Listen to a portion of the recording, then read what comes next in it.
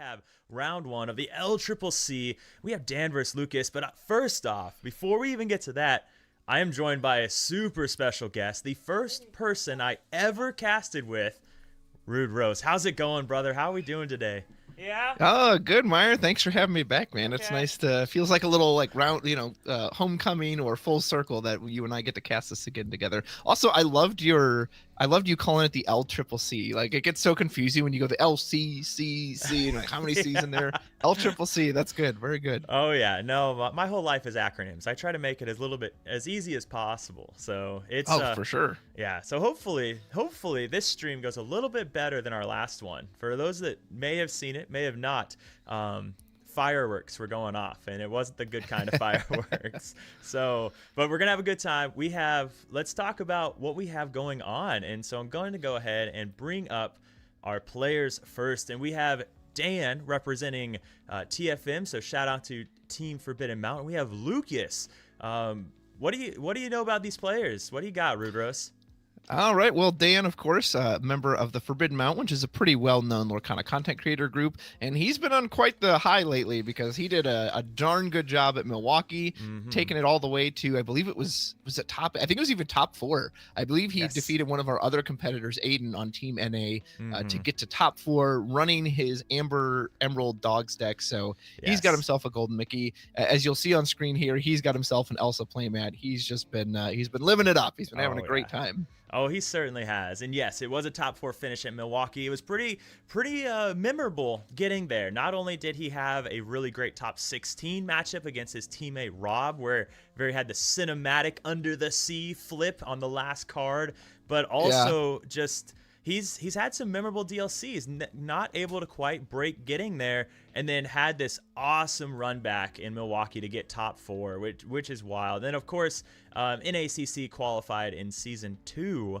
And I do want to shout out for all of you before we get to Lucas and talk about his amazing accomplishments. When you win this LCCC, it's a little bit more special because the winner gets to donate $5,000 to a charity of their choice, and Dan has chosen the Eagles Autism Foundation. So what that is, it's not the Eagles. So the Eagles, the Philadelphia Eagles, the NFL team. Yeah, right. This is one of their programs that they started, and with their outreach, they've raised about $30 million for autism research and things like that. So really cool foundation. But with that, let's talk about Lucas. What do you know about Lucas? Lucas. Well, sadly not as much, obviously, but he's on Team EU, so you always got to support that. Has a wonderful sorcerer hat, which I know Dan himself might be a bit scared of. He was top 8 at Worlds. Yes. Worlds. That's quite the accomplishment. There's only 8 people who can claim that. Yeah. Then he was also top 4 at European Continentals. Okay, all right, Lucas, chill out there. Yeah. And then, of course, top 16 at the DLC Lille. Clearly no stranger to a high-intensity competitive format. Like you got to be on your game if you're making not only top 4 at your own nationals and then top 8 at Worlds. So Lucas has quite the resume to his name. Oh, he certainly does. And what I love about it is you always know it's him. If you've never seen him before, you always know it's Lucas because he is always wearing the Mickey hat, and it is well, it's magical, right? So yeah, it's awesome to see it. And then Lucas has chosen Saint Anna. And that's as far as I'm going to get with the name because I cannot pronounce the rest of it. But it is a Children's Cancer Research Institute, and they've been around for quite a bit and raised tens of millions of dollars for research into specifically focusing on cancer research, well, for children, like the name says. So another phenomenal agency. So huge shout out to Pavel for kind of putting this out there because that $5,000 in charity, like that's stuff that Pavel's donating to a charity of their choice. So it's pretty awesome. Absolutely. Let me take a shot at it, Meyer. I think it's Kinderkrebsforschung. My German's a little, I assume that's German, but I also assume it's German, and that's much better than I could do. So Thank you. that's great. So before we get started, because the players are already ready, and I do want to show off so everyone knows what we're looking at. I do want to show off deck lists. So really quick, we do have a mirror match. But it's an exciting mirror match, all right? We are going to be seeing some super early Circle of Lives, getting some of these Stitches and Chip and Dales down, and all of this different magical stuff going on. Anything that sticks out to you for this mirror match before we get started? So let's see. They're both running the Chip and Dales. So the one thing Lucas has is the It Means No Worries, which is another big sing together 9, and you get 3 characters back from your discard, and it gives you a discount on the next one you play. There's someone at my locals who's been playing a very similar deck to this, and dude, when it goes off, like you're staring at a tramp on turn 2 or 3. And you're just like, what do I do about this? And again, I've never seen the mirror either. So obviously they have cards like Prince Philip to potentially try and control the mirror. I do kind of like the John Silver in Dan's deck too. Maybe that will make a difference. Obviously it doesn't stop singing, but if they're trying to quest or they're sideways, you know, he's going to force them to run into something at least. So, and Dan has just a tiny bit of discard as well with something like Chip. So yeah, this is going to be really interesting to see. Oh, it's definitely going to be. I think one thing that stands out for me is Dan is on the 4 Stitch Surfers. That's a card that we've seen a lot of in Circle of Life, and it's just a reliable card draw, where Lucas has gone a little bit more. He's got that Gazelle, and he's got the Simba. Yeah, the Simba. So he can do some of these things to bring back those cards. And if you get that Simba going, and that Simba can just start throwing you down free characters, do we love gambling? I think we do with Simba. I think we do, yeah. I think we do. So I think it's gonna be a great match. I think though that we're gonna go ahead and jump into what all the viewers are actually here for, and that's not for us. That's to watch these 2 phenomenal players play. Are you ready to jump into it? Oh, I'm ready, Meyer. Let's do it. All right. I'll keep those Dreamborn lists handy because I have a feeling I'm going to need to read a couple of these cards because you don't always see all these every day. Me too. So, Phil, if you're listening, we are ready to rock and roll when you are. All right. Get the boys on screen. We'll have Dan on. I think the viewers at home will see him on the left side of their screen using the Elsa playmat, and then Lucas on the right side. Folks, if you haven't seen a LCCC, as Meyer said earlier, match, those blue lines you see on those screen, that is something Pavel has put into Pixelboard and Connect. Essentially, the blue lines allow us to see their hand at home. That's where they'll keep their hands, but the players cannot see that for each other. Yes. So that is super important to note. This is not an open hand match. Like, they are very much held to their normal gameplay. That is just something, like he said, that Pavel did specifically for us because it just makes it a little bit more exciting. And I think we have a lot to learn from watching players like this and how they handle the hand they're dealt. So absolutely. And it makes it so nice and easy for us as casters, because otherwise, you know, you're always left guessing. Well, if he has this card, he could da-da-da-da-da. Whereas with this hand cam, we can clearly see, okay, well, I don't even need to speculate that because we know he doesn't have it in hand. Exactly what it is. So, and a pretty good start. You know, they did do the dice roll while we were looking at deck lists, so I did miss who's going first, but the green highlight is on Lucas, so he might have it. Yeah, usually it goes by the highlight, and that's not always. Although now they're telling him to pass priority to Dan, so maybe it's Dan. Looks like Dan has this right as you said it. So Dan, Phil, of course, is our judge for this match. So huge shout out to him, a judge that everyone knows and loves. And I know that without a doubt, first, these are possible because of these phenomenal judges. And when you have a great one like Phil, it's going to be a fun match for sure. So absolutely. It looks like Dan has Lucas has a pretty solid opening. We see that cost reduction. So you have the Pluto and the Huey. And again, on turn 3, when that Huey quests, if you can use the Pluto as well, that's 2 points of reduction. That's how you can get a card like the Tramp out so darn early. Exactly. And then the other really thing that's cool with this list is he's got that Chip and Dale with the Minnie Mouse, so he can cheat out that the Dale, discard a big cost card, and then if he can use Tramp to find Circle of Life with that Mickey Mouse can actually sing Circle of Life by himself, which is really nice. Yeah, if you haven't faced this Mickey Mouse, folks, let me tell you, I hope you have an Under the Sea or a Mean, Malicious, Scary, because if you're trying to challenge with this thing on the board, oh my goodness, it's a pain. Suddenly that Tramp is what, a 2/8? What do you do? Oh, it's so hard to challenge through it. All right, and looks like we're getting started. We've got Dan with inking the Ursula. He's not worried about that Circle of Life at all. He just wants to filter. So Bobby Zabaruski.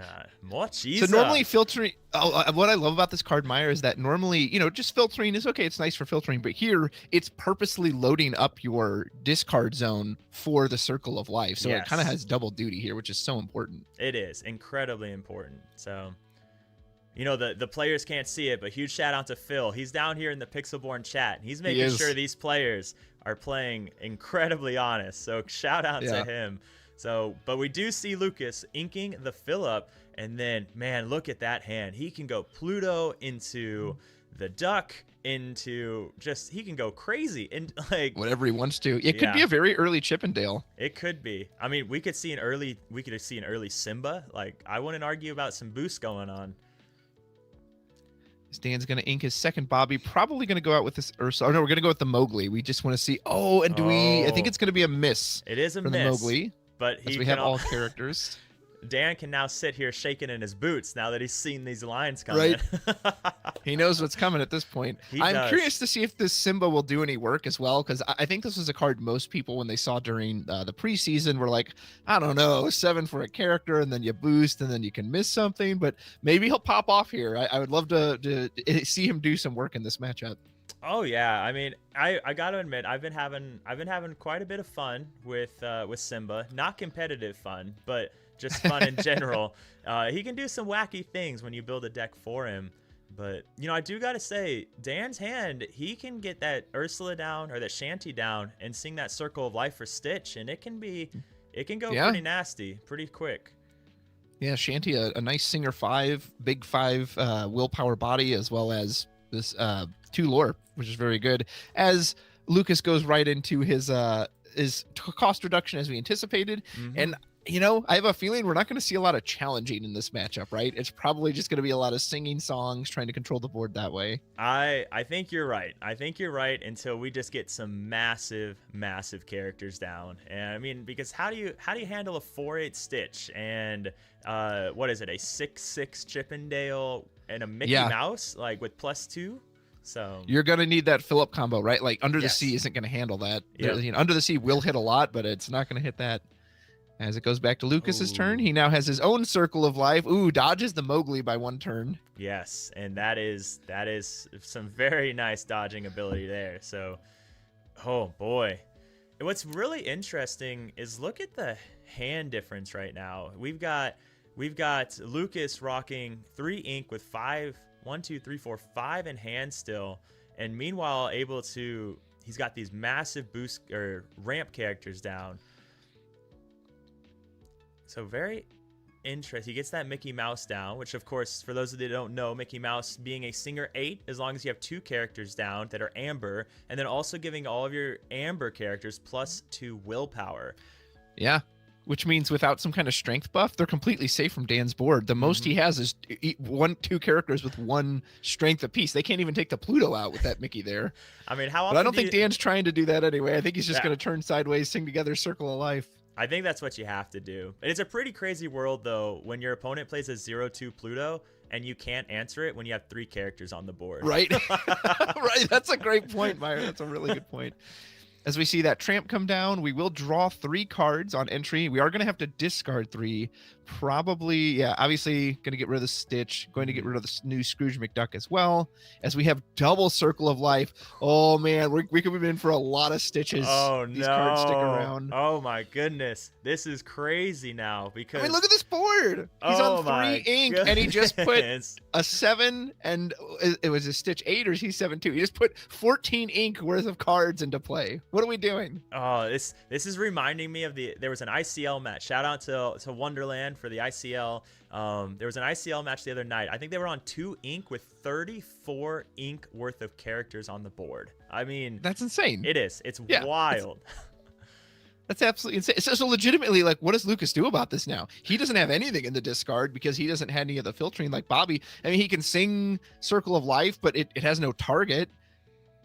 Let's see. You can reduce the cost by 2 for something if you go to 4, but that's not enough for the Simba. That's not enough for the Chippendale. Like, this is rough. This is really rough. If you could get Chippendale down, at least he could start doing some trading, but that's not in the books right now. Yeah. We do have the Tramp. So let's see. Tramp is currently 4. You could reduce him down to 2 if you activate both the cost reductions. Tramp could potentially find you a target, or maybe you throw the Simba in and then you Circle of Life the Simba, because the Mickey can sing for 8, so the Mickey can sing it alone. So I think that's your only choice, right? Yeah, do you see something else? I think that's what you have to do, right? Oh no. Well, we No? know nothing.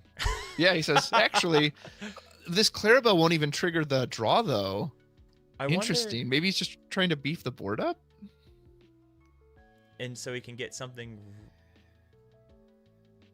Inks the Simba. Looks like Oh, we're so going to he can play Tramp here, right? Oh, okay, yeah, you're right. Yep. Okay. So maybe just wants another body. So Tramp will come out with the cost reduction. 1, 2, 3, 4, 5, 6. Tramp only costs 1. We'll get to draw 4. So maybe just wanted to dig a little deeper. Correct. And I think, yeah, that's a top. This is probably one of the reasons that I'm just not a good dogs player, because Tramp math just sends me down a dark hole that I just get depressed when I realize how bad I am at simple math. Like, you're not the only one. So we did draw Chaos in its tracks. That's a pretty decent card to. I need to read the exact text on that card. Do you remember what it does? So Stop Chaos in its tracks and it's an 8-cost inkable Sing Together, and when you play this Stop Chaos, then you can bounce 2 characters, up to 2 characters with 3 attack or less. That can be your opponent's characters, that can be your characters. So it could bounce his singers, which is something. Maybe the Tramp, but I don't know if you want to bounce any of that. But yeah, that's. Do you really want to give him the chance of the Stitch again? I guess you'd keep it out of the discard, but can we take a second to? Lucas's board all of a sudden has turned into this monstrosity of just characters. Oh my goodness. And just like that, Chippendale being a 6/6 has, well, it's a 6/8 as long as you have Minnie Mouse. So Minnie Mouse being able to trade now. I wonder if we ever see Dan take out Minnie Mouse. I think he may have to. He's got the Stitch on board. Stitch hits for 4, Tramp hits for 2. You also have Mean, Malicious, Scary if you wanted to combine that with the Stitch hit, because that 2 willpower is going to end up mattering if you ever have to challenge. Now, if Dan thinks he can just get rid of it through the fill-up combo or Under the Sea, then you don't have to worry about it. But as we see the nice Scrooge McDuck, which has a mandatory draw and discard when you play it to the field. Really great card for this deck, because I felt watching a lot of the early iterations of this green yellow Circle of Life. They lost a lot of their aggro. When we saw green yellow Circle of Life last set, they had a lot of the dog package and then Circle of Life on the top end. But Scrooge gives them that aggro plus the filter, which is a really nice for that Circle of Life. It's kind of funny you say that, and we're staring down. We need help with aggro. By the way, here's on turn 4 a board with 8 characters on it, massive willpower. Hey, this is aggro. I don't want to get off at this stop. Yeah. Like this is. I'm really interested to see what Dan does here, and I think we were right on this one. I think you have to take Mickey Mouse out, but again, I don't know how many golden Mickeys you have. I do not have any. So I do not have any. Yes. So one thing Dan could do, he could try to race him. He's got quite a bit of lore on the board. Maybe force Lucas into a position where he's got to start challenging. We can Circle of Life back another Stitch, which is probably a good idea. As that Tramp alone, gosh, that Tramp feels so busted in this list. Being a Singer 7. Here comes another massive Stitch. I'll just go ahead and draw 2 cards. Like, and there's another Stitch coming down with another Tramp. Ugh, which I don't like this. He can play Tramp for free. Oh my goodness. Oh jeez. All right, we'll just go ahead and 1, 2, 3, 4, 5, 6, 7. I'll just casually draw 8. No big deal. Keep the best 2 out of them. Now the thing is I think what you want here now is you want a Circle of Life and you want to discard Prince Philip, and then at that point, did he find a Circle of Life? Is that what's on the bottom? Because if he did, then he's got the cards to sing it. He does. Oh yes, he's got the Circle of Life, Prince Philip. Yeah. So you keep the you discard the Phillips, you keep the Circle, and then what else do you? Because you can keep. Yeah. I don't think he can sing both though, because the Stitch just came. So I think he has the Stitch, the Shanti, and the Mowgli. Okay, no, hold on. The Shanti can sing Mean, Malicious, Scary, and the Stitch and the Mowgli can sing together Circle of Life, right? Correct. So he should be able to board wipe him this turn. Yes. Oh, and also leave behind a 6/6 evasive that quests for 3. No big deal, like an aggro deck's supposed to do. Exactly. This is normal. This is all normal. This is I'm like getting. I need some Robitussin or something. I'm getting sick watching this. Oh my goodness. Oh, I'd say where's Be Prepared, but they're on 4 ink. Where's Be Prepared? You can't even Be Prepared this early. Oh no. Poor Be Prepared. Poor Baker. It's crazy that this is 4 ink. This is his turn 4, and this is what he's doing. He's actually questing? Oh, did he not? Because he could have done it, right? Shanti sings Mean, Malicious, Scary, and then the Stitch and the Mowgli together sing Circle of Life? I believe so. So maybe he just wants him to play more characters? Even more characters, yeah. I mean, he's got 4 other cards in reserve there that can barely fit on the screen, so he doesn't have to wipe him this turn. Yeah, maybe he's thinking, go ahead, commit even more to this board, and then I'm just going to wipe you next turn. Now, one of the scary things about that, though, is by not doing the combo that turn, you open yourself up to Lukas having the combo. Correct. So, which we can see he doesn't. I don't even know if he has a fill-up in the discard. Yeah, Lukas has pretty limited options. I can't really see what's in his discard, so I'm not sure what targets that Circle of Life. Chaos is like okay, but you don't want to bounce the Tramp. You don't really you can kind of bounce the Stitch because he can't manually replay it, but I don't know what that really does for you. He's going to have plenty of singers on the board. He certainly can sing a lot of songs right now. Yeah, man. I mean, what is he even questing for right now? Dan is questing for 1, 2, 3, 4, 5, 6, 7, 8, 9, 10, 11, 12. He's got 20 on board. He's got game on board. Oh my goodness. Well, maybe that's why. Maybe he said, "I'm not going to worry about wiping your." Yeah, answer me. What are you going to do about it? You have what are your challengers? You have Chip and Dale. That's your best challenger. Correct. And then everything else hits for 2. Now so Lukas can bounce cards. That is an option, right? He can, and it looks like that's what he's going to do. So bounces stop, or he's going to. Yep, he's using Stop Chaos. Probably bounces Scrooge. Maybe. You could do the Stitches just because he can't manually replay them. He will have to find a way to get them back in the discard. That's a good point. That is a and very they good are point. Big bodies. They're 4/8s. Like you don't really want to have to sit there and try to trade with those.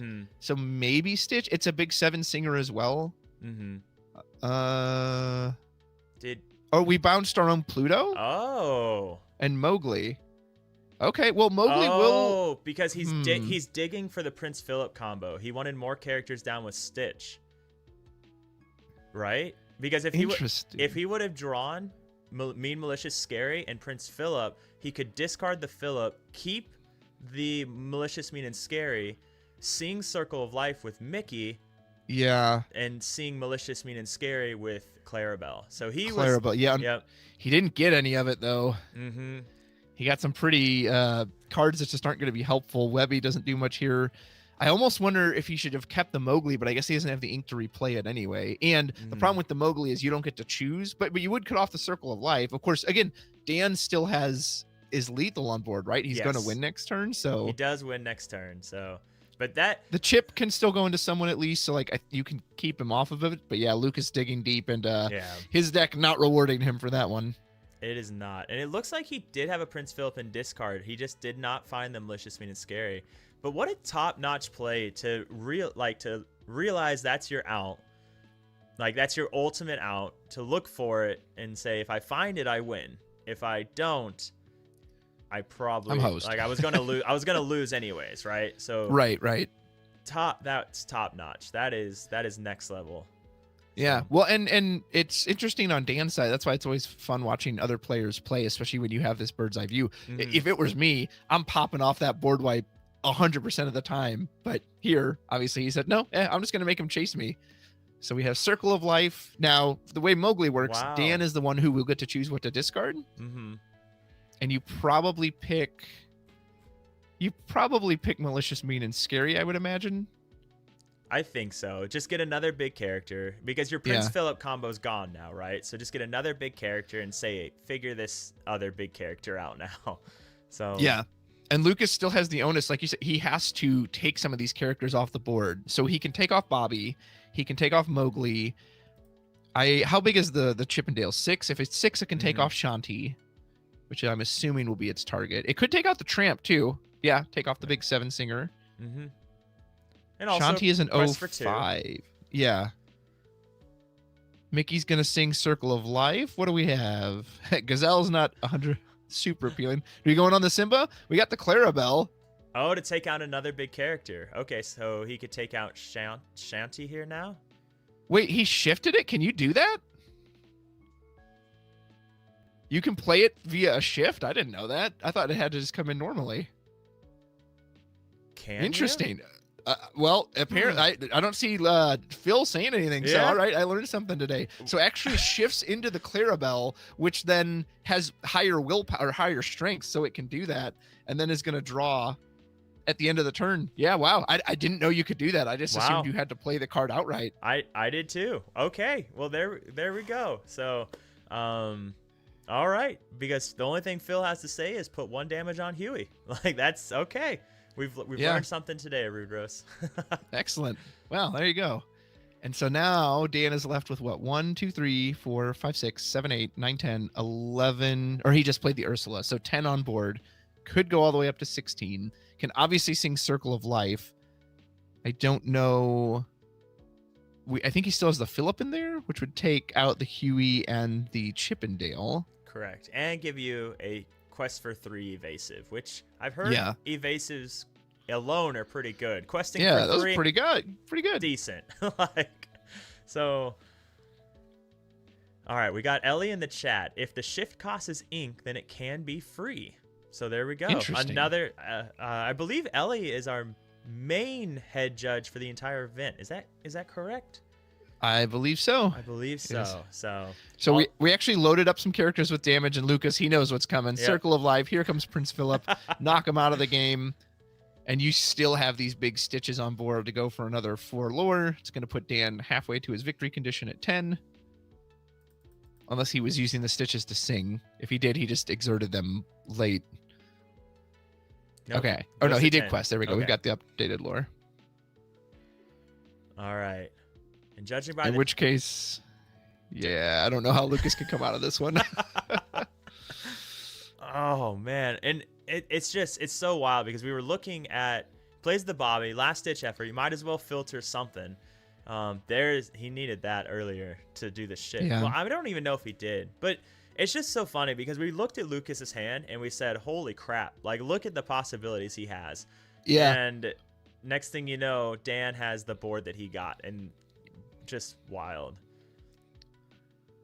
Here comes the old, I believe that's just Chip, or is that one just Dale? I need to read that one. I'll do it while this one's wrapping up. That one's Dale. Yes. When you play this character, put the top 3 cards of your deck into your discard to give chosen character -3. Nice. So nice. Another way to filter and to load up your discard for your Return of the Circle of Life. And the nice thing about it, I'm a big fan of Dale, especially with Chip and Dale, because you get to do that. You can have some great trade value.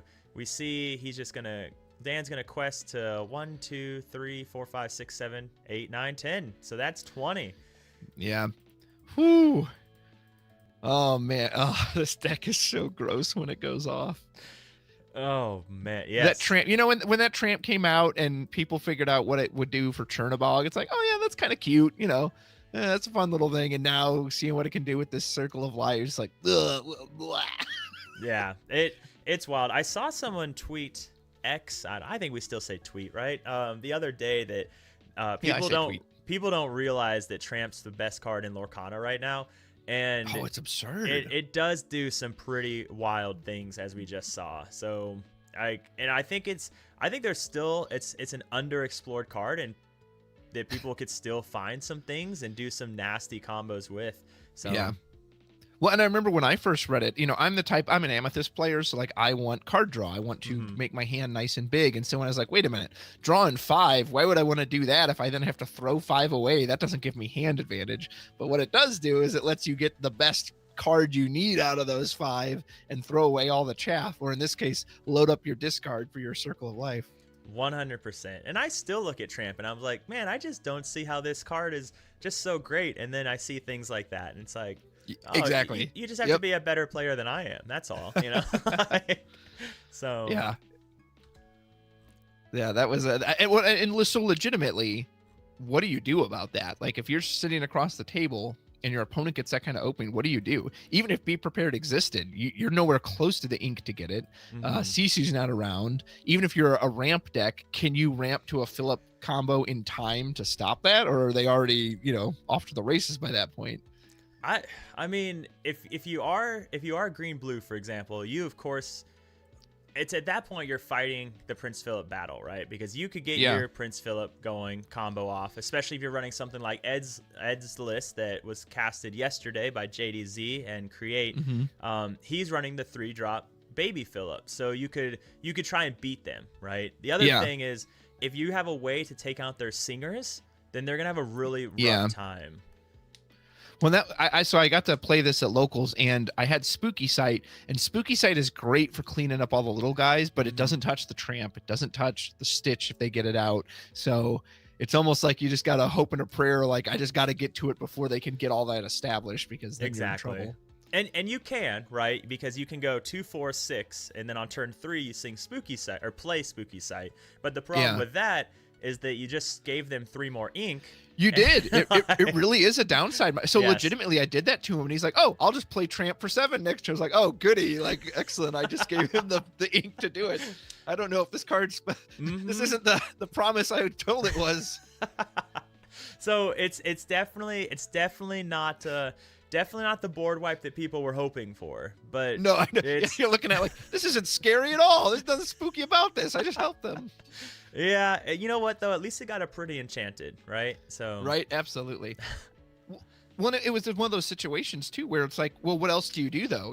Play a normal character that has it's the closest thing you have to a board wipe, but it also inadvertently helps them, because they're like, oh yeah, normally I would never be able to hard cast stuff in this deck, but thank you, you've just allowed me to do that. So no, I appreciate that. Thank you very much. Like, I'm now gonna do this crazy turn. So, but yeah, I think the big answer is if you can like, they have this super high roll early turns, and if you can control them and slow them down just a little bit, then I think you're able to control them, because they don't ever get enough ink to be able to play these high cost characters.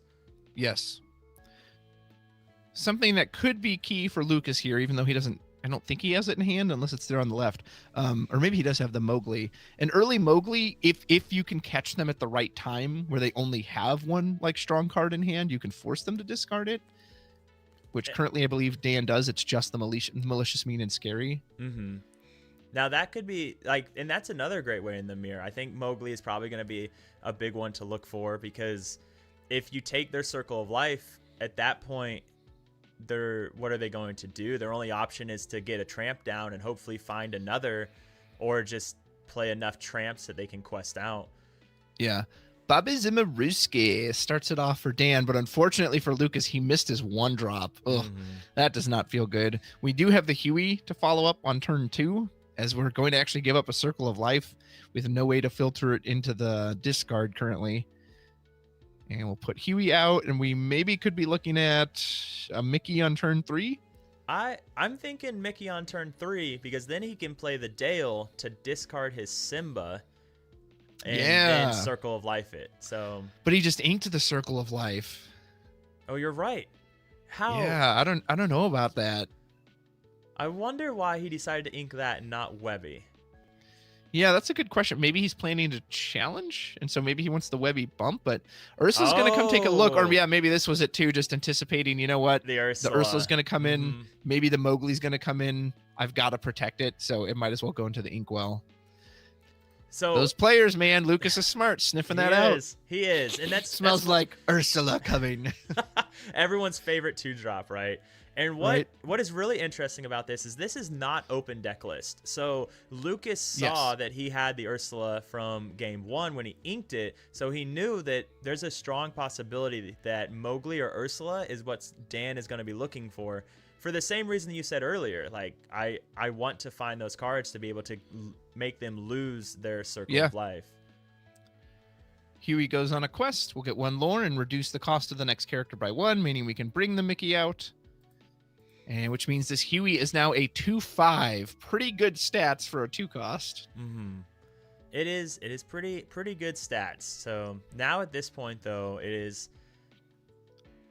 off to the races. Now Lukas does have his own Mowgli to try and hit a circle of life, but when you look at the hand that we have over here for Dan, he can hide circle of life behind both of those malicious, mean, and scaries. So yeah. But we have it. We have the Shanty. We have the Singers down. Shanty, of course, being that 0/5 Singer 5. So great opportunity to sing that circle of life if he's got it. Absolutely. Someone was asking in the chat if there were deck lists anywhere. We might be able to show them between rounds if this goes to game 3, but I don't know. Remember if they're public or I know JDZ showed them on his stream yesterday, so I assume they're public in some form. As Clarabelle comes down, we will get to draw a card as our opponent has more in hand, and we are set up for that shift line, and we do get the circle of life. Here we go. Although key to note, I don't think this Mickey can sing it yet, right? It needs 2 other Amber characters to be Singer 8. It needs 2 other Amber characters, and we saw that Lukas just inked his Dale, which is Dale being the card that gives him the discard. And we do have deck lists. We showed them earlier on in the stream, but I will show them again when we go to a round 3, so everyone can see them.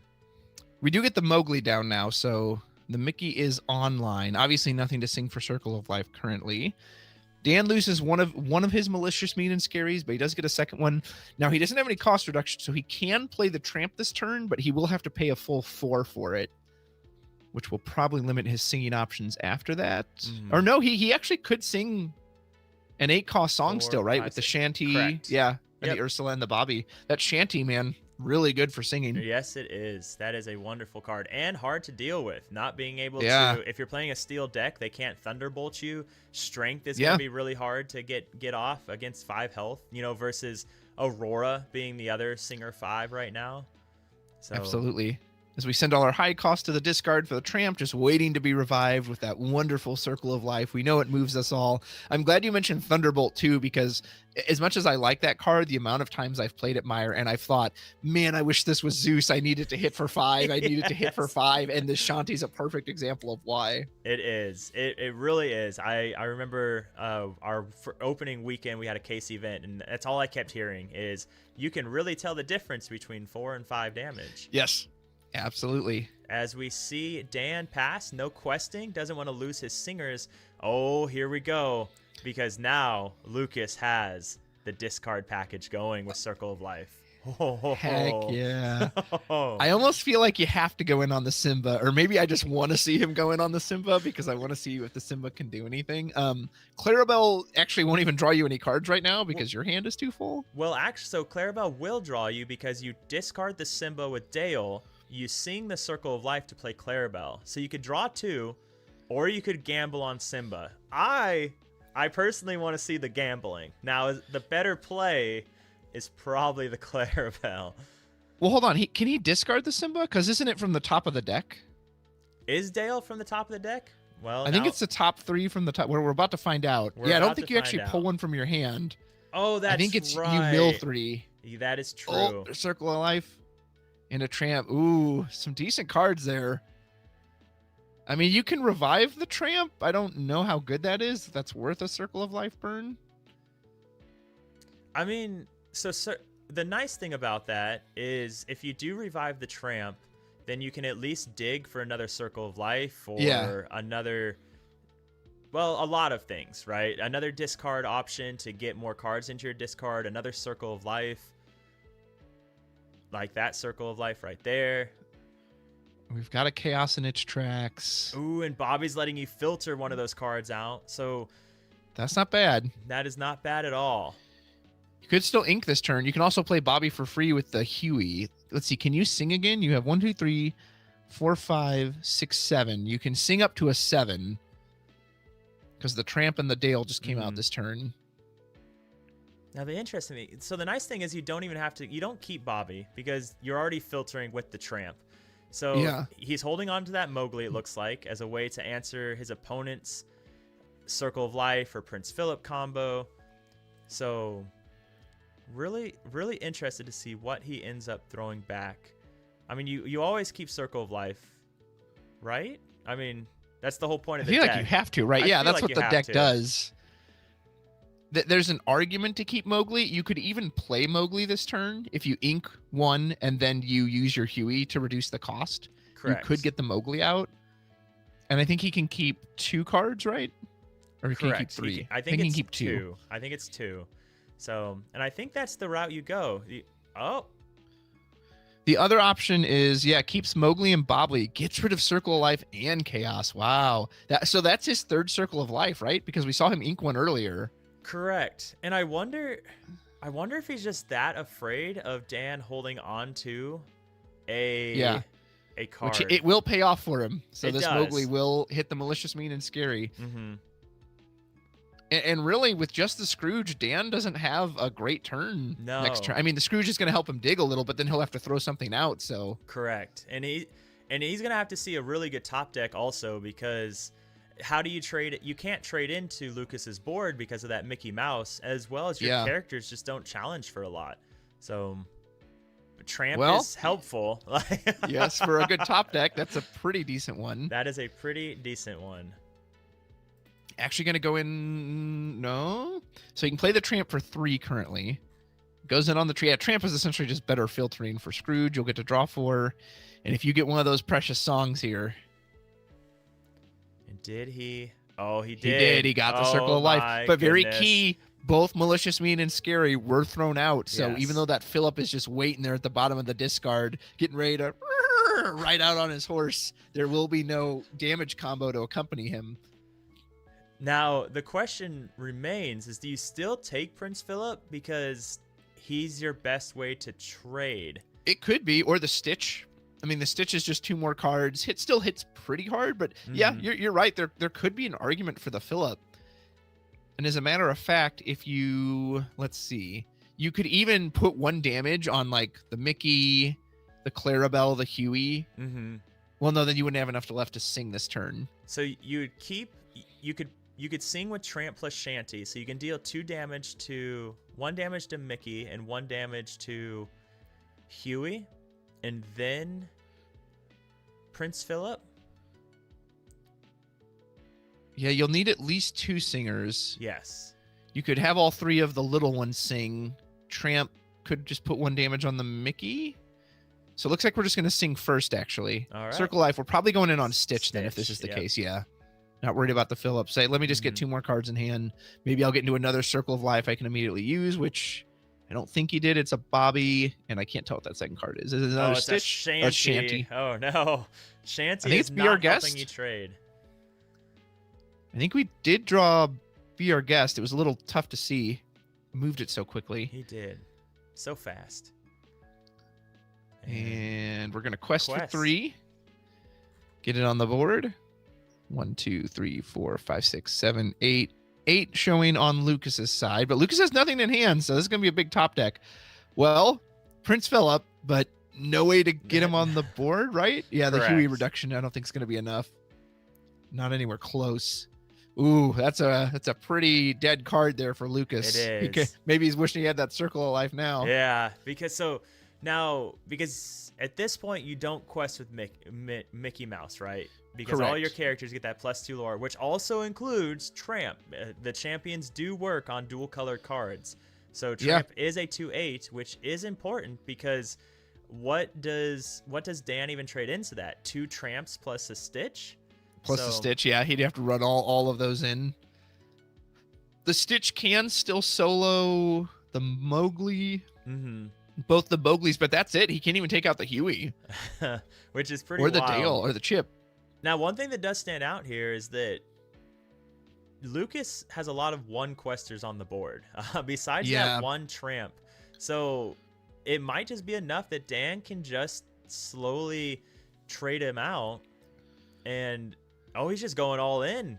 Wow. Yeah, just saying, doesn't matter. I can't sit here and protect this Mickey. I need to go fast, especially if I'm going to top deck something like this Prince Philip. Goes all the way up to 14, so Dan will be forced to answer this. Which he has to start with the Mickey. So you probably send Stitch and Bobby. But even then what do you have left over? You have you have a grand total of 6 challenging power after that. So you could pick off 5, 6, 7. The 2 Mowglis. He's got, and that would leave him with 1, 2, 3, 4, 5. Ooh. Oh man, I mean Dan doesn't have a whole lot of choice. He can dig with the Be Our Guest if he wants. I just don't know what you look for. I mean, you could. Shanty's not doing anything anyway, so maybe you use that to dig for a tramp. Could be an option. You could. Well, and you have enough characters, you could just play it outright. If you spend 2 on the BR, I mean, this tramp will be free if he finds it, right? Correct. 4, 5, 6, 7. Yeah, tramp will be completely free. You'd still have your singer potential. So you could either use the Shanty, but I almost wonder if you put on your own little reverse lore pressure with that and keep the 2 lore. But I think you could just outright cast the Be Our Guest if you wanted to. Yeah, because if the only thing that's going to find you an out is tramp, then you don't need to waste that 2 lore. Shanty is questing for 2, which is a big deal. So, and it looks like that's what he does. He pays the 2. And there is an Under the Sea. He can't grab it though. Off of the Be Our Guest. Correct. So has to be a character. It's funny in the chat they were just asking, does anyone run it Under the Sea? Yeah. So, okay. Scrooge will filter one more time. If we can get a song. Nope. Get a Stitch. Not very helpful in this instance. Under the Sea. Not saving them this time. No, not this time. You have to go up the Stitch. Yeah. So you can at least keep Lukas off of lethal here. And Dan doesn't know this, but Lukas doesn't have anything to play in hand. So looks like we're going to trade. Lukas still will be reliant on drawing a card to get out of this. Do you wish he had exposed the Mickey? Do you think he maybe should have left the Mickey up? So I don't know. I'd have to do. It'd be one of those things if I was sitting down looking at the cards and doing the math, because he would have had to have sent 3 cards into tramp alone, or send 3. Like, I think maybe keeping Mickey up. Yeah, because Mickey only got you 1 lore. Like, correct. I think we maybe should have kept the Mickey vertical and just force your opponent to put all this extra power into these other cards. Because now these tramps can take out the Dale but they wouldn't have been able to before then. Correct. Now either way, he still quests for 5 here, like we said. So yeah. Well, and if he can top deck Circle of Life, well, I guess he can't get the Phillip into the discard, but man, this Phillip is looking mighty juicy right now if he can get on the board somehow. If he just top decks a character, that's going to be enough. As long as Dan doesn't top deck Under the Sea, which we've never seen him get an Under the Sea when he needs it. So that's bound to not happen. No, that's impossible. All right, Lukas needs something good here. Not another Phillip, something playable. And it is... Oh, no. Malicious... Oh, my gosh, he's got the combo. We just can't do it. So he can clear 3 characters from his board. Yeah. And then does that leave him... It might. Enough, then. Because, Lukas has to answer every card on the board. Malicious, Mean, and Scary. He'll keep the Shanty, the 2 tramps, the Stitch... And the Scrooge, so the Scrooge and the Shanty have no strength. So he essentially has a 4 and then 2 2s, and that is not going to be enough to hit this board. So Dan's going to need his own miracle. Ooh, Malicious, Mean, and Scary, living up to its name. How about that? He didn't need a character. He needed a character or a song. Yeah. Wow. Dan looking for the top deck of his life. Clarabelle, not going to do it for us. And I think that's going to take it for Lukas. No way for Dan to get out of this. And he would need to commit a tramp and a Stitch alone just to get the tramp off the board, and then that leaves 2 strength to finish everything else off. Woohoo! I don't know if I would have to do the math. I don't even know if had he not gotten the Malicious, Mean, and Scary, if the characters would have been enough, but It doesn't matter because it Ooh-wee. wasn't. Dan does get all the way up to 15, but Lukas gets to go sideways and gets Take that it one out, out. makes the right call of just going quick sideways, saying, hey, there's no way I'm gonna like outlast you in this game. Let me just race you. And it absolutely pays off for Lukas. Yeah, that was wild. I did not. Yeah, man. A malicious, mean, and scary. That is a card that I think people are going to be very fed up with by the time. I mean, it's not even. They don't even have to worry about it in just set 10. That card is not going anywhere for a hot minute. Yeah. So, Absolutely. we do have the deck. I noticed list someone up. said we got the deck list up. Someone in the comments too was talking about Shanty. Is it Shanty? It's been a minute since I've seen Jungle Books. I don't remember actually how they say it, but It's been a minute. I also have not watched the live action, so it's been a really long time since I've seen Jungle Book. But I would imagine it's probably Shanty.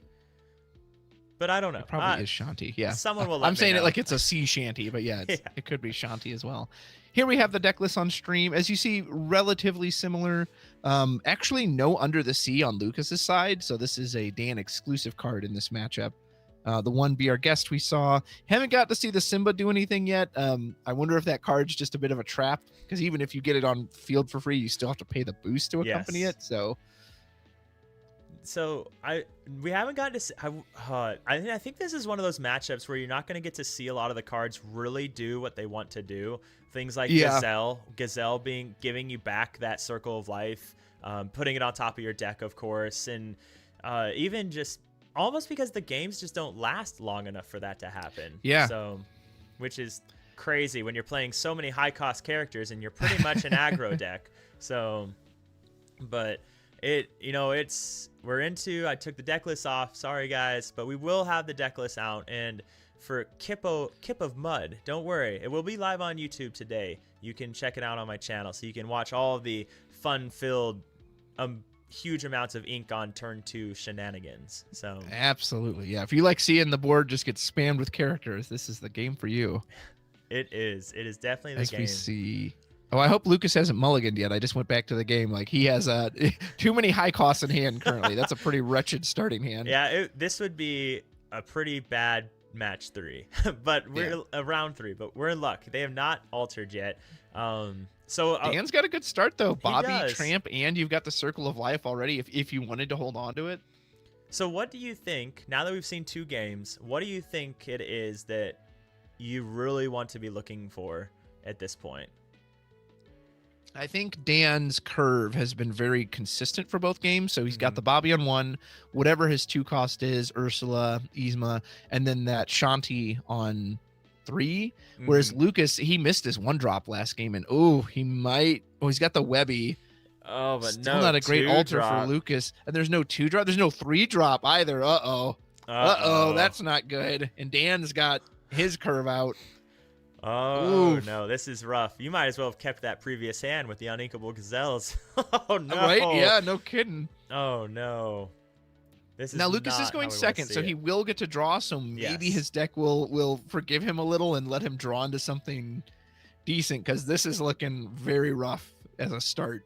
And Dan has a very clean start. He has 2 cards to filter with both Bobby and Yzma. Yeah, he's And got, even the chip. even Now, the one chip. thing is the chip could potentially backfire in this form, and that maybe Yes. you let him load up the fill up or the tramp or whatever your card of choice is. And I think the chip is definitely going to be your inkable, because you don't want to discard that and give Circle of Life power. And then you also, chip's just not as great when you're on the play because your opponent already has more cards. So Yeah. all As right. we'll see. And Here we the go. classic Bobby Zimmerowski coming out.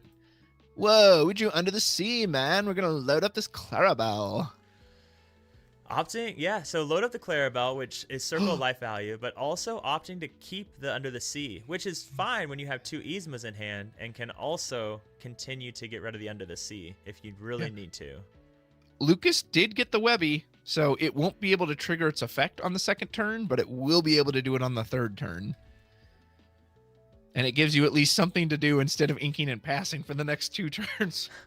It is, and that is at least something. And that Webby, I don't know how much Emerald you've played this set, but Webby she's a beast. Yeah, she's a beast. Trust me, I've already had the complaint out loud of, why does she have ward? Why can't I just zap her with something?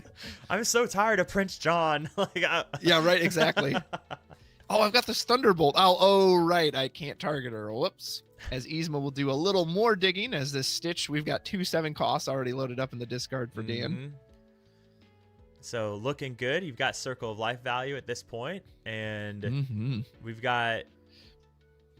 So then this is where it now gets interesting because Dan doesn't have a great fall. Well, he has Yzma, which can dig, which is still finding him that option, right? So yeah.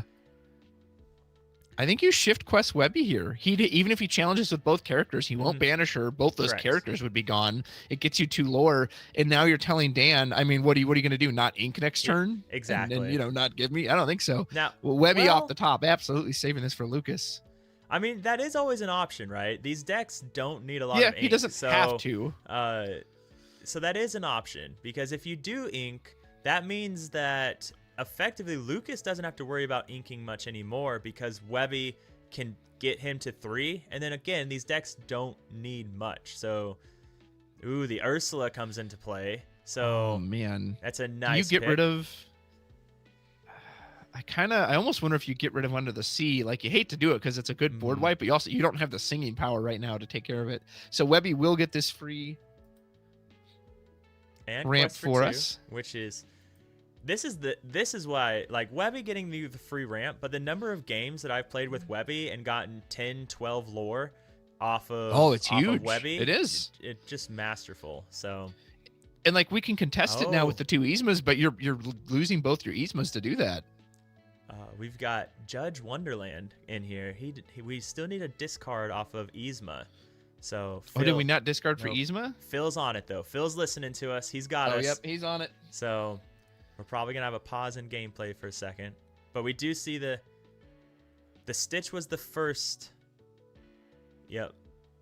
There we go. All right. There we go. Okay. Good catch, everyone. Good catch. And that's honestly, that's why I like chat not being delayed. It's like having. I know. Yeah, it's so it couldn't be helped. Yep. So Clarabelle comes out, won't get any draw value, and we're still a bit ways off from this tramp. I guess we could technically go into it next turn if we get up to 5 ink, which, hey, our Webby's absolutely helping us get there. Yes, it certainly is. So, and then the night, like, you just keep your hand healthy, so healthy with that free ink. So yeah, as here comes Chip. Actually, only costs 3, I think, right? Doesn't Chip cost 3, or does he cost 4? He's a 4 cost. Okay, so one of the 3 tramps will go away. As we see, Dan had a good curve out, but he actually isn't really finding the gas he's found in these previous matchups. And this Webby continues to just put work in. As we see, okay, double tramp, double Mickey. Mickey, unfortunately, not doing much here when we have no other Amber characters on the board. But the big dog's coming down. The big dog, Big Daddy Tramp, and another Mickey Mouse. Okay. All the Mickeys. That's right, Lois. All the Mickeys. All the Mickeys. So at this point, what do you I mean, do you keep... I think you still just get rid of Mickey and Malicious? I mean, Malicious isn't actually terrible as like a cast or a sing here just because Dan's board is so low, which would mean anything he challenges the Webby with would get banished anyway. Now, one really important fact is Dan's held on to that Under the Sea this whole turn. Yeah. And he's about to clear Dan's board. So... yeah, and the Mickey does nothing against the Under the Sea. Correct. It just increases willpower. So maybe there's... if you knew the Under the Sea was coming, you're also not going to be able to play this tramp. Oh, my goodness. We're about... Dan is going to... At this point, Dan is going to play Under the Sea in every Emerald deck for the rest of his life. I mean, yeah, it's going to clear this board. Hey, that's great. These cards have big willpower, but they have 2 strength. There's a reason that Sisu preyed on this deck, beforehand, before the rotation started. Like, all the willpower in the world doesn't matter if you're hitting that strength barrier. Correct. Yeah, and Dan is about to have a full sing together here.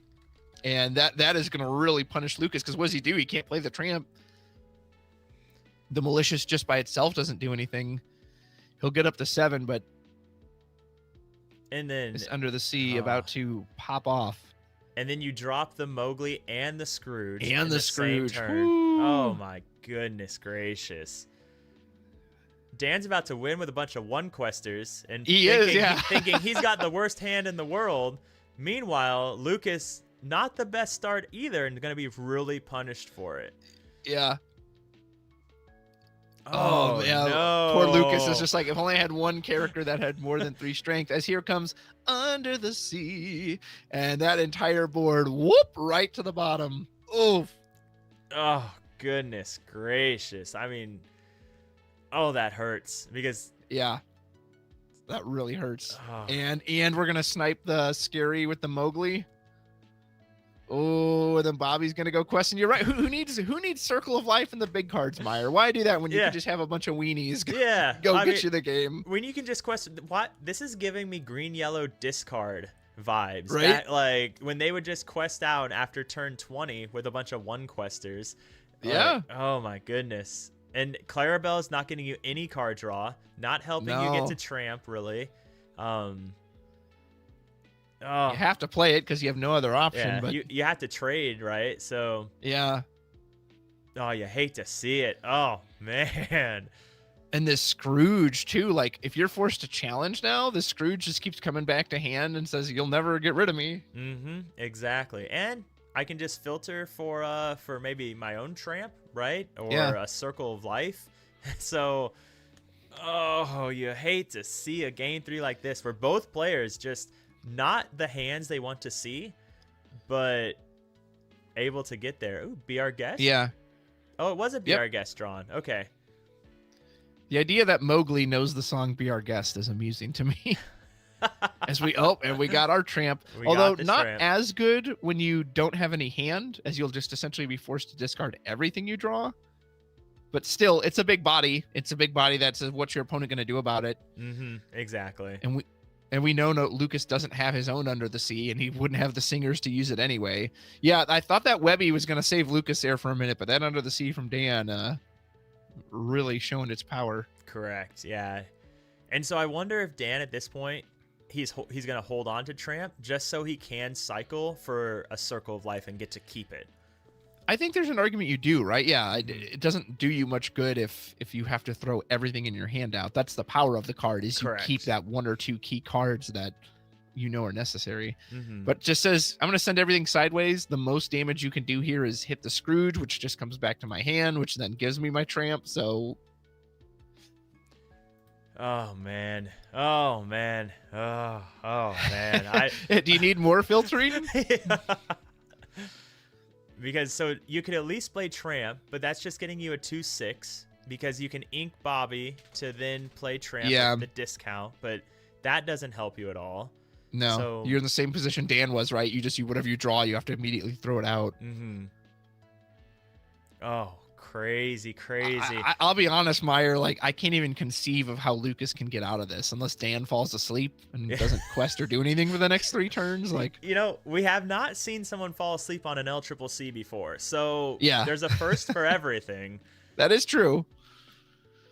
Oh man, I can only imagine though. I can only imagine what's going through Dan's head as Under the Sea saves him again after just saving him at Milwaukee. So I mean, there's a reason, all those. Obviously, we didn't have the mean, malicious, scary combo then, but there's a reason these decks are running it. It's so strong against the right decks, and he is going to take your line. He's going to go in on the tramp. Whatever he draws, immediately he's going to go to discard. So maybe he's hoping to top deck like a Circle of Life. Mm-hmm. I almost think you have to hit the Scrooge, even though it doesn't really accomplish anything. But no, it just says, I'm just going to have to pray I draw something incredible. All right. So now you just tramp to find, at this point, I mean, another tramp's great. Circle of Life is wonderful. Guess we'll get 6. Well, what do we got? Another tramp. Circle of Life. A Stitch is really solid. Circle of Life, which can just revive the Stitch. Yep. And I think that, he's just going under the sea. Goes under the sea. Is he going to do it one more time? Yes, no, Dan. He's got a family. Don't do it. He's going for the cinematic universe here. He's going to... Right? He's going to clear his board under the sea. Man, Down I here love it's that song better. in the movie. Now it I just makes me sad. Oh, it's so brutal. You never realized Little Mermaid was a horror film, did you? I didn't. Oh my goodness. Yeah. Sebastian's under the sea. And just like, all right. I mean, if it wasn't over before, it's definitely over now. And the wall. The Webby Isn't that comes just down. Lorcana? Isn't that Lorcana in a nutshell? Oh, you need a miracle? Here's a 1-drop. Enjoy. Oh, geez, Louise. All right. Well, I think that is. Sorry, Abby. My dog jumped in my lap, but Oh, you're okay. I think that is. That's game. another win Yep. for Team NA. Congratulations to Dan, because the Team NA looking good so far. And oh, that was brutal for Lukas. Yes, that was definitely indeed brutal. And with that, we've got interviews though, so we are going to try and not mess this up. I think. So we're Excellent. going to jump in there, try and get everything ready, and we'll rock and roll. Excellent. Okay, let's figure this out and not mess it all up. We'll Okay, I muted on VDO, so hopefully this sounds correct. Okay, and then I'm going to. Okay, so they should be jumping in here, and I think we'll be good to go. So. Thank you for those watching at home. We appreciate you having here. Make sure you're giving Meyer some madness. Not Meyer some madness. Give Meyer some love for all the madness is what I was trying to say. It's not easy running a stream, and he's doing a darn good job of it. All right, and they're both here. What's going on, gentlemen? I think the first good game. Got to go to best of 3. But I don't know if you have stock in Under the Sea, Dan, or like what's going on. But after Milwaukee and then this today, holy crap. You taught us all that Little Mermaid is indeed a horror film. Indeed. Yes. Yes. Very fair. That It is. Lucas says, yes, I can confirm it is. that was something else, gentlemen. That was quite a game. There was some pretty masterful turns, I do have to admit. Things that Rudros and I are talking and we're like, all right, maybe we can try this or that. And then you guys, of course, like always, go and do something different that just makes so much more sense. One thing that popped out to me was, I think it was game 1, Lukas, you had stopped Chaos in his tracks, and we're like, okay, so he could bounce some of Dan's characters to keep him off of lethal, and then you bounce your own characters, and I'm assuming the game plan there was, I need to find Prince Philip and Malicious, Mean, and Scary, or sorry, Circle of Life, Prince Philip and Malicious, Mean, and Scary to stay in the game. Was that the play? Yeah, basically. I think the game was pretty much lost otherwise, even if I bounced 2 of his things, because his board is still too big. Mm-hmm. So I was just looking for the Prince Philip to discard, the Malicious, Mean, and Scary to sing, and Circle of Life to get the Philip back. Yeah, I agree. Very good. Speaking of being a board too big, Dan, in that first game as well, you had an opportunity. You had the combo. You could have Malicious, Mean, Scary, Circle of Life, revive the Philip, but instead you just went on a quest. Were you considering that line, or were you just like, you know what, I can go faster than him? Can you kind of walk me through that turn? Yeah, it was probably a gamble in a little bit of a way, but I think that at some point through the game, I had realized that it felt like he had less options to board wipe for me. And the more turns I gave him, the more it would have been kind of worse. So I just kind of went with it. I'm also not 100% sure that that's correct. I thought I had 7 Singer 5 in 1, so I guess maybe I could have done it. Yeah, but... I think what you needed to do, you could have Malicious, Mean, Scary with the Shanty, or Shanty, and then you used your Tramp and your one other one to do the Circle of Life. Okay, I'd have to go and watch it back. I feel like I could not have done that, or I would have. So I could be mistaken, but I thought you had. There's a world that webcam games exist, and I just bricked. That's totally plausible. I won't even deny that for 1 second. So if that could have happened, then I probably should have done that, is the answer. So I'm not positive, but yeah, I can't imagine not doing that if I could have. So the only thing I can think of is if either A, I bricked, or B, I put a card in a weird place that actually couldn't sing. Yeah, that's my guesses. Well, I'm glad you mentioned bricking, because Lukas, you sent me up and down the mountain of hope and despair for you, because at the start of that third game, your hand looked so bad, and you had all these high costs. You had Tramps and Mickeys, and then the Webby off the top kind of saved you, and I thought, oh man, like maybe this Webby can carry him. And then obviously the Under the Sea blowout. Can you kind of just tell me about your thought process through that last game? Like, what were you thinking? Oh yeah, the hand was horrible. I was just trying to get stuff on the board so I could get the tramps out somehow and actually do something, anything in that game. And the Webby off the top was great, of course, putting me right back into it. But then all of a sudden, Dan just shook Under the Sea out of his out of his shirt. He's like, "You want to quest with that Bobby?" I'm like, "No, I don't." Yeah, take it off the board. Well, and Dan, I think you had the Under the Sea in your starting hand and you held on to it, just like, all right, I'm probably gonna need this. So in game 3, I was living on a prayer of him basically never having Mowgli, and in my opinion, that was just the whole game. The fact that he didn't find Mowgli was literally it. I feel like at any point if he finds it, I'm just like super dead. So it's interesting to hear that his opening hand was bad, because I also felt that my opening hand was bad. So you guys just got to see both decks kind of like teeter-totter for probably 5 or 6 turns, which is... I just drew the 4 Mickeys and the 3 tramps. Yeah, you did. Yeah. He just kept inking them, then he discarded 2 of them. I'm like, oh, that's all 4. That's kind of cool, I guess. And Right? he's like, yeah, check out all my Amber characters. I'm like, yeah, no, you don't. You don't actually have any. Yeah, no, it was definitely a top tier play holding on to that Under the Sea, because I think a lot of people, they have that high cost on Inkable and they think, okay, well, I'm not going to be able to do anything with this, so I need to filter it out before I filter out some of these cards I can play. And we saw it really pay off. You know, sometimes all you need is a little bit of luck. And in this case, Lukas didn't have the Mowgli. He didn't have the opportunity to get down the Stitch or any of his big characters. So it really worked out holding on to what was honestly probably the only out you had in that game with the kind of draws you were having. Right, like I think if you're talking through it, right, then that's the exact reason I can't discard the card, right? Like I'm living that game, seeing first 2 games where basically 99% of his deck is Under the Seeable. So I just know what the card has the capability of doing, and it's probably with that draw and the hand that I had, like having to play a Yzma on turn 3 instead of anything else relevant. It was like, okay, well, this is just what we have to play for and hope for, and that was it. Like, it was all about it. Yeah. And then even at the end there, I think at the end there's an argument to be made that I could just take Circle and then put a big thing into play and like win the game that way also. But it felt like in that specific game, getting the second Under the Sea was just, I don't see any world where he could ever come back from a second Under the Sea. Yeah, you made I want to ask both of you about some of the new cards in set 10. Obviously, I think we all know how good Webby is, so I won't spend a ton of time on her, and we know how good the Malicious Meets Scary combo is. So, Dan, for you, I want to ask you about Shanti, or Shanti, I'm not sure how it's pronounced. She looked really good, at least particularly in this list. Like, the 5 willpower, I think, made a difference a few times where we were like, oh, even if Lukas wanted to challenge in, he doesn't have quite enough to hit that 5 willpower. The Singer 5 seems really strong, and she quests for 2. Talk to me about this card. First and foremost, shout out to Lizard Kitty We Trust.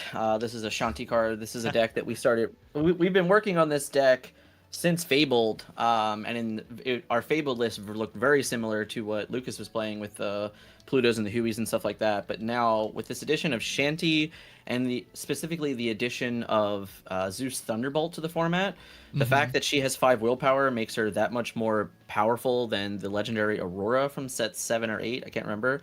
It just means that like she sticks to the board and she's really annoying. You know, 5 in our opinion is a break point in the game right now. Like, she survives Lexington. Like, she really has a very good opportunity cost of readying, and because of that, she just ends up just sticking around. And then like the best of all worlds is that the moment you do sing the Under the Sea or you sing the Circle of Life, she has 2 quests. Like, she just like gets on base. So I think that card is one of the most underrated cards in Whispers in the Well, and I hope today at least kind of like showcase what she's capable of. No, she had a great showing, so well done. Lukas, I'm going to flip it to you with the opposite. 2 cards that we didn't get to see showcased, which is a shame because I really wanted to. You have Simba, King in the Making, as well as the Gazelle. We didn't get to see them show off today. Do you think it's because these cards are maybe a little lackluster, or is it just, do you think there's something here and we just didn't get to see it on screen today? I think both of those can do pretty cool things. Like circling a Simba back and then boosting immediately to hit another big thing is one of the biggest plays you can do Yeah. in the deck. Sure, you can hit a 1-drop as well, which is kind of sad, or a song. But it's the Mufasa gamble, and you gotta do it, Sure. Fair enough. right? And Gazelle sometimes does really busted things in this deck. You can just circle her back, put another circle back on top, circle something the next turn, and just produce so much tempo. Yeah. Or that's huge. get Malicious Mean and Scary back for your combo. Or I have a sneaky It Means No Worries in the deck, which just means infinite value with Gazelle. Putting that back on top, getting 3 characters back, and playing. Oh stuff. yeah, kind of a little mini loop. That's nice. Yeah. Okay. I see you. Very nice. Very nice. Myers, did you have anything you wanted to add? I don't think so. To both of you players, phenomenal choices for your charities if you win. You know, we definitely talked about those earlier. For the both of you, any shout outs before we close out what was a wonderful round 1? Shout out to Lizard Kitty for playing games against Ruby Amethyst today, because that's what I was putting Lukas on. So it didn't happen. Fun to see the mirror. And thank you guys for shouting out the charities. You know, the Autism Support Foundation from the Eagles is really near and dear to my heart. We're part of that program. Our family attends it every year and participates. So huge shout out to anyone that got to hear a little bit more about it. So thank you guys. Nice. Anyone? For I'll you, just Lucas? shout out. I'll just shout out Pavel for organizing this thing, Yes, and everyone absolutely. that's watching, because it's great to get to play some games. I hope we put on a good show. It was. You both did. Thank it you was so definitely. much. I have a feeling we're gonna be seeing a lot more Circle of Life after today. So I don't know if I should be saying thank you for the great match or not. But Oh, Lucas, I two- have a quick comment from the chat. They want me to ask you. Kip of Mud asks, ask him why he is on the bounce cards over Under the Sea. I'm assuming they're referring to like Chaos in its tracks. Would you Yeah. care to answer that? He gets to do it to himself. It's cool. Yeah, you get to do it to yourself. It's also inkable, and a lot of the times it just gives you enough tempo. And Under the Sea hasn't been that great since set 10 came out. Like, things got bigger. There's not a lot of things you Yeah. can actually hit with Under the Sea. The aggressive decks are not played as much, and I didn't think we would see many aggressive decks in this tournament. Yeah. Yeah, this was kind of the perfect match for Yeah. Dan to show it off in the mirror, but Yeah. you are right that a lot of other stuff, the bodies have gotten so much bigger so that, yeah, there are less Yeah. targets for it.